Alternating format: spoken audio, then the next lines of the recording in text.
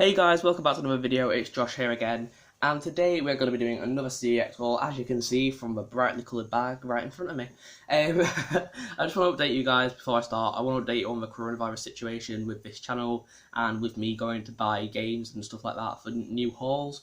If you're in the UK and you buy games from CEX, you probably now know that all CEX stores have been shut. The UK is virtually on lockdown now, which isn't as bad as I expected it. I mean, I expected being properly bored, but the amount of games that I've got, I've never been bored once. But yeah, I mean, if anybody needs anything, you need someone to talk to, worried about anything, or you just want a chat, you know, because obviously I know we're all social distancing, it's not exactly the easiest thing in the world. If you need to chat to anybody, just give me a message on my Instagram at the Retro Review. And yeah, I'm not going to be going back to CEX for a while after it opens. I'll probably say about a good fortnight or so after it reopens, just for the sake of safety. Because if I get it and I pass it on to my grandparents, you know, it's not worth it. It's not worth the risk for them or for me. But yeah, we've got another CEX haul, and from now on, across this channel until lockdown and the coronavirus is over, which it will be soon. Be reassured, this will all be over soon, and we're all going to get through this and come out stronger, I can guarantee it.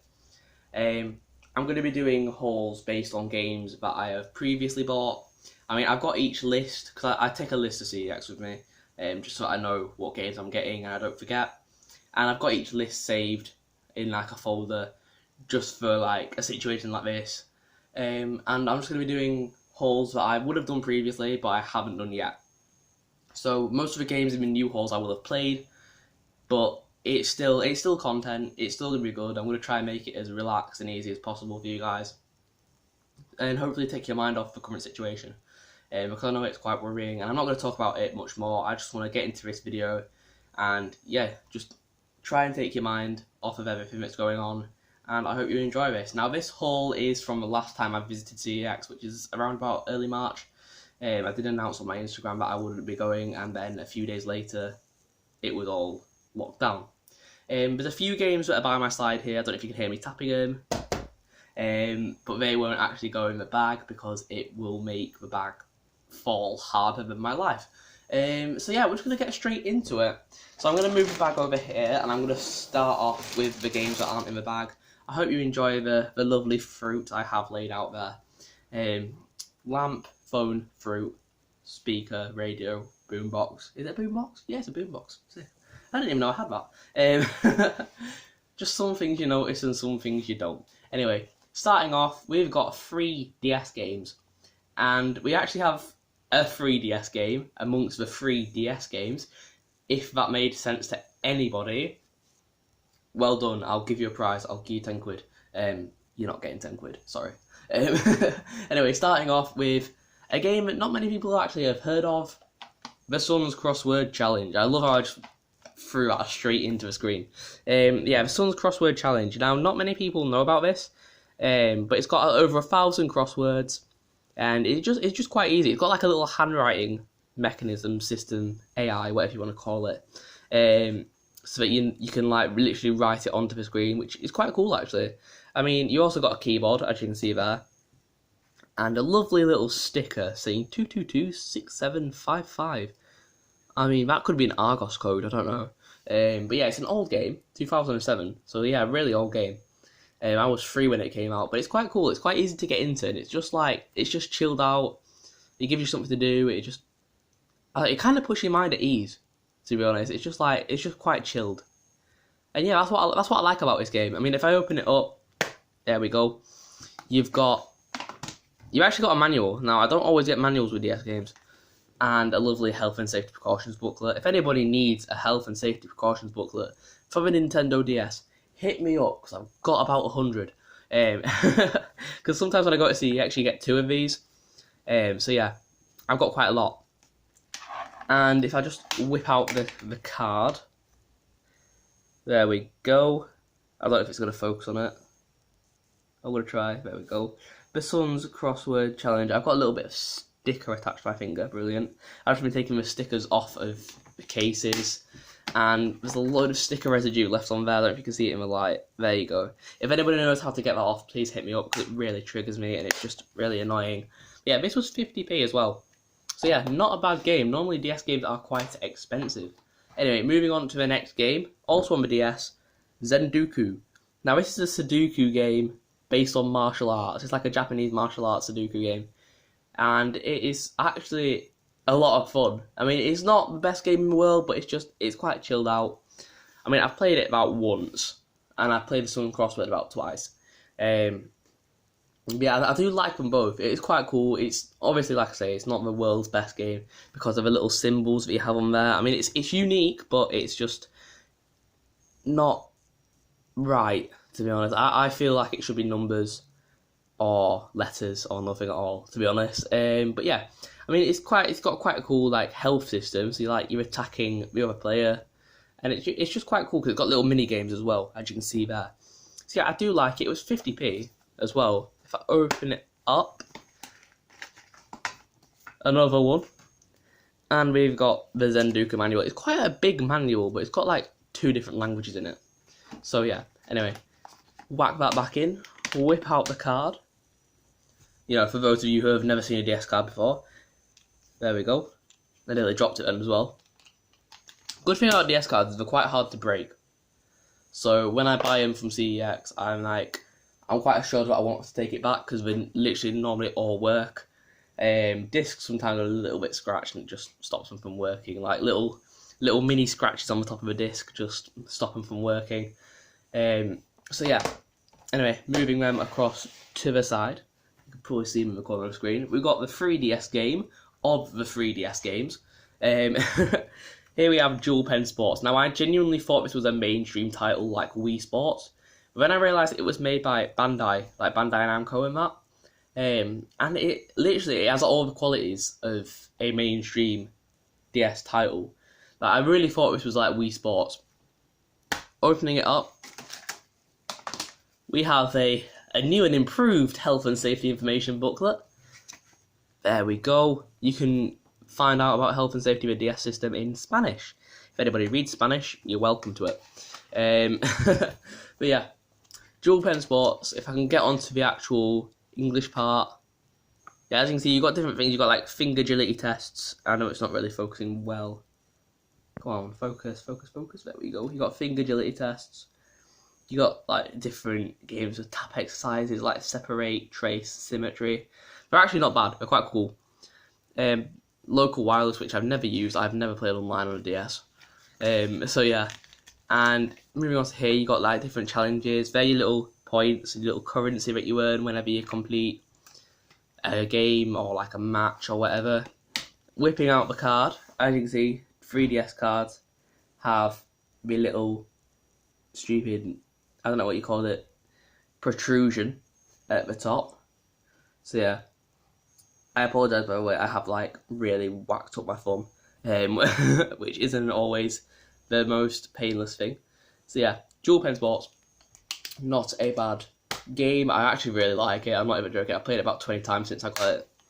So yeah, most played game out of I think everything in here. So yeah, not a bad game at all, my friend. Moving on to the next game, we're going into the bag now. Now this next game is actually something that I didn't ever think I would be picking up. And it's not actually that bad. People say it's the worst LEGO game of all time. I disagree. Galador on the PC. Now, I never heard of this, and there was 5 copies across the UK in CEX stores. And there was one in my local store, and I thought, you know what, I'm getting it. It was 50p, I'm getting it. It seems like it might be a bit rare, I'm not sure. Yeah, opening it up, you've literally got everything from when it was made. Like the little 3-post leaflets and all that stuff. You've got the little disc there. I say little disc, it's a regular disc. But yeah, Lego game. It doesn't look like a Lego game. I will put it like that. It does not look like a Lego game at all. It looks like just a regular platformer / fighter game. I mean, it's good. It's not the best game. It's not the best Lego game ever made, but it's really good. I do like it. And yeah, I think it's about 2 hours to complete. I haven't completed it yet. I played it about once. So yeah, I mean, that doesn't mean I don't like it. I do like it. I just never set up my computer to play it. But yeah, good game, 50p. And if it's rare, please let me know, because I don't know. I don't know how rare it is. And I've started collecting PC games as well, because I got a new laptop which has a disc drive on it, and I like to play older PC games. So I've got games like Matt Hoffman's Pro BMX, Football Manager 2010, Lord of the Rings, and yeah, all that stuff. I've even got SimCity 3000. I will show you all my PC games in one video at some point. Anyway, moving on to the next game. We have the one PS4 game of the title, Wolfenstein The Old Blood, the last Wolfenstein I need on PS4 besides Youngblood, and I'm not buying Youngblood because it looks awful. Apparently on Youngblood everything's bullet sponges, and that's just not what I'm into. So yeah, as you can see on my back, we've just got like a little nasty tear there. I don't know if you can see it. Yeah, got a little nasty tear, but it's quite a cool game. I mean, it's got like a zombies twist to it as well, which is, it's different. I mean, I don't know whether I like it or not, but it's different. There's 8 chapters in it as opposed to, I think, like 14, 12, 14, maybe 16 for New Order. Yeah, this was really good, and I really enjoyed it. This was my second favourite Wolfenstein game besides the New Order. For me, it went New Order, Old Blood, New Colossus, because New Colossus I felt the difficulty was upped on it, unnecessarily, because I played all the Wolfensteins on Bring 'Em On difficulty, and I felt that on New Colossus it was a lot harder, which means I can't get the trophy, and I'm a trophy hunter, so I do like to get trophies. And I feel like this I'd be able to complete on Uber as well, which is the hardest difficulty, so I'm going to be trying to platinum this at some point. But yeah, it's a really good game. Opening it up, no manual, not many PS4 games have manuals now, to be honest. If I just, that is actually really stuck in there, so I'm not going to twist it around, I'm not going to risk scratching it. Here we have Wolfenstein The Old Blood. Really good game. I think it was about £6. So yeah, not expensive, but the most expensive thing I bought from CEX is 10 quid. So in that perspective, it is one of the most expensive games I bought. Yeah, really good. I mean, I played it for about 7 hours, and I completed it because the last boss, I kind of like made really stupid mistakes on, and I kept on getting squashed by his gigantic fist. Because in the last boss you face a monster. Spoiler alert. Anyway, moving on to the last 3 games. I'm just going to take them all out of the bag and just put them aside now. We've got a PS2 game here. Splinter Cell. What a classic game. It's even got the old Ubisoft logo. That's how old this is. I have played Chaos Theory, Pandora Tomorrow, and Double Agent, but I've never played the first Splinter Cell, and I really wanted to, so I bought it. I've got everything with this as well. I've literally got everything. I mean, let's just go through this piece by piece. I've got this little French thing. So I'm assuming this game was bought in France. Yeah, because that is literally all in French. That is long. Wow. Jesus, that is one hell of a form to fill in. I mean, just twirl it over to the back. You've got more questions. This is like a test. Right, if anybody speaks French and they want to tell me what any of this actually means, I would be greatly appreciative, because I've forgotten everything from my French classes. Put that to the side. Let's move on to the, I think it's an advert. It's actually a little Ubisoft leaflet. Ah, quite cool. For the PS2 games I made, Indiana Jones. This is all in French as well, so I'm assuming this game was bought in France. The manual, actually, let me just have a quick check of the manual. The manual is in English. Right. Interesting. But yeah. I mean, I can translate it. Yeah, I mean, I know what each game is. You've got Indiana Jones, Rayman 3, Tom Clancy's Ghost Recon, which I think I have. No, I've got Ghost Recon 2 on PS2. Then we've got Splinter Cell, which this game is. Gunfighter 2, Revenge of Jesse James. That looks good. That looks pretty cool, actually. I'm going to buy that. And then Taxi 3, which also looks pretty cool. I like driving games quite a lot. So yeah, whack these back in le case. I love how I said le case, and this is all in French. Brilliant. Haha, I'm funny. Anyway, the manual. It's a manual. There we go. It's a long manual. PS2 manuals were like a book. You could buy a game and get a book with it. Like, it's mad. And manuals today are just like near non-existent. So yeah, you got all the terrorists in here. So you got Hamlet. Obviously, Shakespeare was being a bit of a bad boy in them days. You got the Chinese officers, Philip Massey, I don't know, Georgian colonels. But I'm not even gonna bother pronouncing the top two because I do not know and I don't want to mess it up and offend somebody. What attacks have we got? We've got quiet landing.